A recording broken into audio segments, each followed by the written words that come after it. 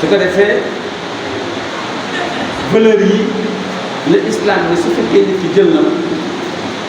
fexe ba jàmb ko ak deretam gëm yàlla gëm yonent bi mun a muñ doylu xam ne la dépassé dara mun si koo këf su ko defee bu njëkk bi mooy xifsu diin islam def ni sa diine na nekk sa valeur bul nangu dara lu ko yàq lépp loo xam ne ngi sa kanam lépp lu nekk sa kanam bugg la yàq sa diine sànni loola nga gis nit technologie bi su fekkee nga xam jiitalu sa diine da ngay gaaw a yàq waaye soo jëlee lépp loo xam ni appareil bu mun a doon teg ko teg sa diine di laaj sama diine ni ko lii lan lañ ma ci wax mun na ci wàllu gis-gis su fekkee nga xam ni soo xoolee mu ñaaw bul xool ci wàllu waxtaan su dee loolu ëpp si kàddu muy lu ñaaw bul wax noonu mu ne na nga sàmm say cër ci wàllu voyage ci wàllu cérémonie foo dem gis ni nam fa dañ la nar a booleeg ay jigéen wala dañ la mën bëgg a booleeg lekk woo xam ni yàlla bugg ko bañal islam daf ne sa diine soo bëggee mucc ci jamono ci temps technologie bi xew tey nga xam ni soo deful ndànk da nga koy jaamu moom yaakaar ni moom mooy grande puissance nee na soo ci bëggee mucc jël sa diine teg loo gis rek laaj sa diine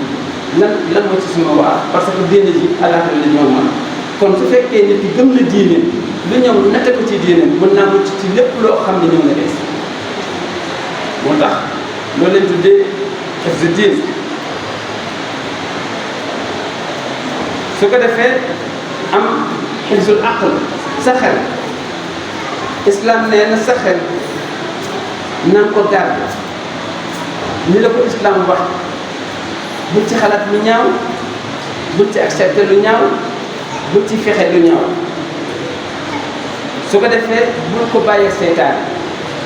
ki gën a gaaw a yàqu mooy ki nga xam dafa jël xelam dénk ko seytaane seytaane dafay téye su gisee benn jigéen ne ko kii rafet na de su gisee loo xam ne ko kii day neex na de soo ko jëloon ni garaawul seytaane soo ko dénkee sa xel lépp loo xam ne daf lay alal moom la dafay dugal waaye dina saxal nga dénk ko diine lu ñëw nga xalaat lii su ma ko defee lu ma ciy fekk ak su ëllëgee lu ma ciy fekk loolu su fekkee teg ko ci kanam wàllu technologie mën nga bañ a sërëf parce que nga xam ne lépp ay jeex moo tax yonent bi sallallahu alayhi wa sallam joxoon jullit ñi benn slogan ni loo gis mu bëgg laa yéem nga bëgg ko ñaayi nit mu bëgg a manqué sa diine ne la aïcha illa aïcha al axira dund dëgg loo gis fii mu rafet lu ko dàq nga àllaaxira loo gis mu neex lu ko dàq nga àllaaxira loo gis mu stable lu ko dàq nga àllaaxira boobu slogan am na yonent bi joxoon saaba yi ñu leen bu leen dara ñëw fii parce que la ngeen nar a fekk moo ëpp doole kon sa xel fexeel ba limité ko téye ko hifz nafs mooy sa bakkan bi nga fexe ba garde ko ci lépp loo xam ni daf koy alal nga fexe ba bañ a dugg ci yenn risques yi ñàkk bu mu la tax a sàcc bu mu la tax a agressé bu mu la tax a jaay sàngara bu mu la tax a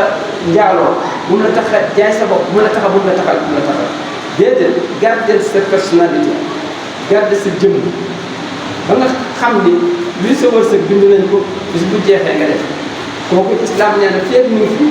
kon ñu présenté la ay milliards du tax nga génn sa diine loolu la diine ji mu ngay teg rek di ci natt mooy planche bi hifzu nasl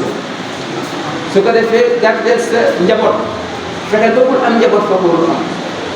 fexeel ba bul tekki si biir foo ko warul tekki fexeel ba bul tas si sa foo ko warul tekki foo ko warul tas fexeel ba bul laal koo warul laal loolu ñaa ngi koy am nga teg diine sa wet kon loo mën a fekk ci internet bi loo mën a fekk ci li nga xam ne moom lañ bind ci technologie bi du la mës a yóbbu parce que su boobaa da nga am façon wéeruwaay am na hifzu maal yàlla subhanahu wa taala nee na ut leen alal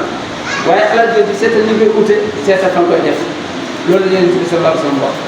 nee na laa tazaalu qadama abdin yawmal qiyaamati hattaa tus'ala an anfaa'ihi bokk na ci li nga xam ni balaa ngaa def benn bàyyi nga xam ne la ko laaj alal ci nga am dërëm bu nekk boo mës a am benn dërëm boo mës a am yonent bi sallallahu alayhi wasallam nee na balaa ngaa jéggi sa deexee balaa ngaa jéggi malaaka yi dina yóbbu nañ taxaw nga wax mboolem dërëm boo mës a am foo ko amee ak bi nga ko amee mboolem dërëm boo mës a dépensé foo ko dépensé ba tax na kon doomu aadama bi alal war na ci dem ndànk am na ñoo xam ne suñu amul alal dañuy sant yàlla waaye nag am ñàkk alal musiba la parce que mën nga indi kéefër moo tax Seydina Ali ni su fekkoon nga xam ni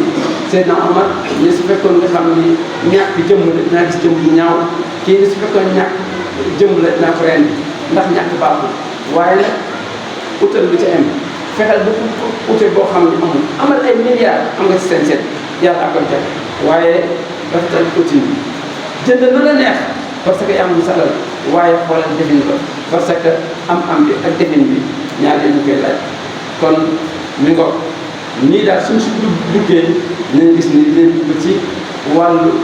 su fekkee gardé nga les 5 nécessaires ak darurat xamsa di nga gis ni kon avancement développement bi technologie yi lu avancé yow du la mos a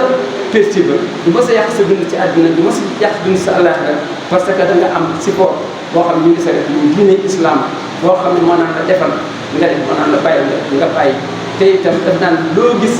jéeme ko ndànk parce que la ngay fekk mu ëpp loolu kon lii moo nekkoon xutba tey wa aaxiru da'waana an alhamdulillah. Allahu akbar Allah. Khamsadine TV Gandiaye, la voix de l'islam. La voix de l'islam.